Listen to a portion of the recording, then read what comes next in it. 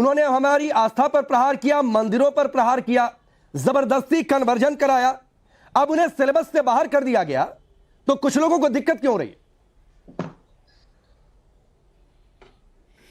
जी शुक्रिया। जय हिंद, वंदे मातरम।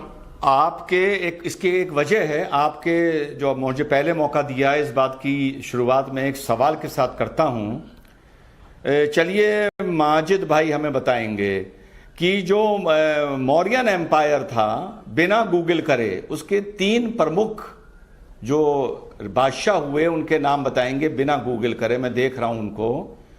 और Napoleon of India, Gupta empire के किस महान राजा को कहा गया था नेपोलियन ऑफ इंडिया? ये बहुत आसान सा सवाल है। हिस्ट्री ने, जिसमें को भी हिस्ट्री में रुचि हो वो ये दे सकता है। आप बता सकते हैं माजिद भाई, बिना गूगल करे? बस ऐसे ही पूछ रहा हूं, ऐसे ही, जस्ट आस्किंग, हैशटैग। बता सकते हैं आप माजिद भाई? मैं अपने मौके पे जवाब दूंगा और पूरा अच्छी तरह जवाब दूंगा कि आपको भी याद रहेगा वो जवाब। अभी मौका दिया, अभी मौका दिया। चलिए, जवाब मिल गया। चलो गूगल करो जब तक मैं बोल रहा हूं, गूगल करो जब तक मैं बोल रहा हूं। अब मैं राकेश भाई मुद्दे पर आता हूं।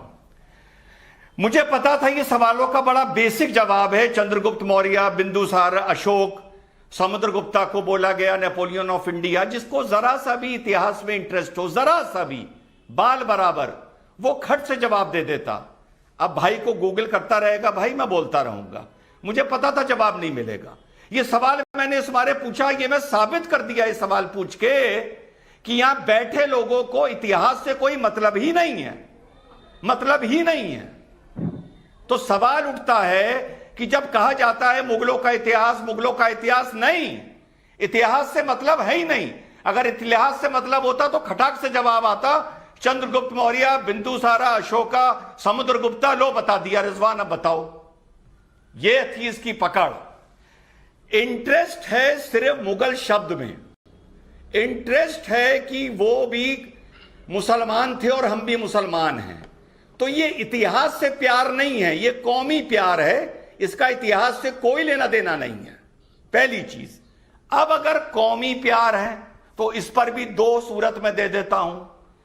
पहली चीज, हां एक बात और बता दूं राकेश भाई, 2 दिन पहले वेटिकन ने, पोप ने पूरी दुनिया से माफी मांगी है। जो अंग्रेजों का एक्सपेंशन हुआ, कॉलोनाइजेशन हुआ और मिशनरीज गई, उसके लिए पोप ने 3 दिन पहले पूरी दुनिया से माफी मांगी है।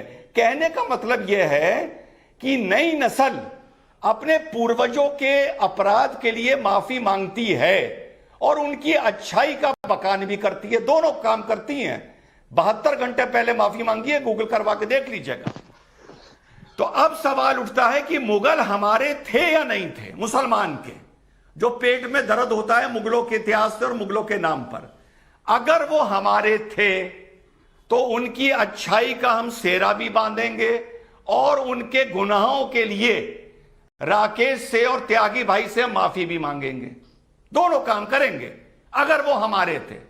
और अगर वो हमारे नहीं थे, जैसे चेरा हो गए, छोला हो गए, पांड्या हो गए, समुद्रगुप्त हो गए, जिनका तुम्हें नाम तक नहीं पता इतिहास की दुहाई देने वालों, तो उनका पाठ्यक्रम हमारी इतिहास में हो या ना हो, तुम्हें फर्क क्या पड़ रहा है? ठीक। या तो खुल के बोलो ये खेल मुसलमान का है, तुम्हारा इतिहास से कोई लेना देना नहीं है, या तो खुल के बोलो। और अगर नहीं बोल रहे हो और मुगलों को अपना मान रहे हो तो उनके लिए माफी मांगो। बात खत्म हो गई। ठीक है, सारी सूरतें इतनी देर में बता दी। माजिद हैदरी, क्या आप खुलकर माफी मांगेंगे अगर मुगलों को अपना मानते हैं तो? और जो बातें कही, मौर्य वंश की बात कही, मैं आपसे गोपाल वंश के बारे में बोलूं, आप नहीं बता पाएंगे। मैं आपसे अंग साम्राज्य के बारे में पूछूं, आप नहीं बता पाएंगे। चोल राजवंश में किस तरीके से लोकतंत्र की नींव उस समय रख दी गई थी, कैसे वहां पर पंचायती राज की व्यवस्था कर दी गई थी, वो पढ़ाया क्यों नहीं जाता 11वीं और 12वीं में उतने विस्तार पर? ये मैं पूछूं, इसका जवाब नहीं दे पाएंगे। मुगलों से इतना प्यार क्यों? देखिए राकेश भाई, क्योंकि चर्चा का विषय मुगल साम्राज्य है, तो मैं ये कहूंगा कि योगी जी के महफिल में किस्मत आजमा कर हम भी देखेंगे, अजियां हम भी देखेंगे। देखिए, मुगलों के इतिहास के बगैर हमारा देश उतना ही अधूरा है जितना 15 अगस्त में हमारी आजादी की खुशी लाल किले के बगैर अधूरी है। मुगलों के इतिहास के बगैर हमारा देश उतना ही अधूरा है जितना ताजमहल के बगैर हमारा भारतवर्ष अधूरा है। और जब हम बात करते हैं यूपी की, तो मैं आपको भी याद दिलाता हूं और माननीय योगी जी को भी ये कह दूं कि इस मुगल साम्राज्य की 3 सबसे बड़ी चीजें, ताजमहल, आगरा फोर्ट और फतेहपुर सीकरी उसी यूपी में, और आज भी उस यूपी को खिलाते हैं मुगल। ओ भाई, 125 माजिद करोड़ हैदरी, रुपए माजिद हैदरी सुनो, माजिद हैदरी, अरे माजिद हैदरी सुनिए सुनिए सुनिए, माजिद हैदरी अब सुनिए सर, मैं बहुत देर से आप जब से बोलना शुरू किए मैं कोशिश कर रहा था कि बीच में नहीं आऊंगा। माजिद हैदरी सुनिए, सुनिए ना, पहले एक बात मैं कह दूं फिर आप आगे बढ़िएगा। माजिद हैदरी सुनिए, खिलाते हैं माजिद हैदरी सुनिए, ना तो यूपी, जो मुझे अब सुन लीजिए ना माजिद हैदरी, देंगे, मगर मुझे ये नहीं बताएंगे सुनिए ना माजिद हैदरी, और भाटी जी इस बात से सहमत होंगे क्योंकि सरकार इनकी भी रही है, ना तो यूपी और ना तो भारत। पाकिस्तान मत समझिएगा, पाकिस्तान जैसे कितने मुल्क पाल देगा अकेले उत्तर प्रदेश, तो ना तो यूपी ना तो भारत सर इतना कंगाल है, ना तो इतना कंगाल है कि ताजमहल से कमाई आई और उस पर चले, तो ये बात एकदम मन में बिठा लीजिए। मैं उस चीज की बात कर रहा हूं जो मुगलों ने की। नहीं, आपने कहा ना कि उसके खजाने पर चल रहा है, तो सुनिए ना, सुनिए, मैं भाटी जी से कहिए तो तस्दीक करवा देता हूं। 24% सुनिए माजिद हैदरी, सुनिए, 7% ना तो यूपी ना तो भारत मुगलों की इतना कंगाल है, पाकिस्तान मत समझिएगा कि ताजमहल से आई कमाई पर आजम जिन्हें कहते थे, ठीक है ना, वो यूपी चले और देश चले। देश जो था वो सोने की चिड़िया इससे था क्योंकि 24% पूरे विश्व का जीडीपी भारत देता। अच्छा, क्या बात आप कर रहे हैं, क्या क्या छुपाएंगे आप दुनिया से? नहीं, मैं बताऊं और सुनिए, मैं बताता हूं, सुन लीजिए माजिद हैदरी, और थोड़ी देर बाद रिजवान भाई इसका और कच्चा चिट्ठा खोल देंगे।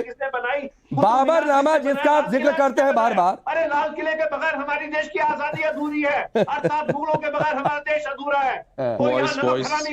चलिए मैं आगे बढ़ता हूं, सुनिए।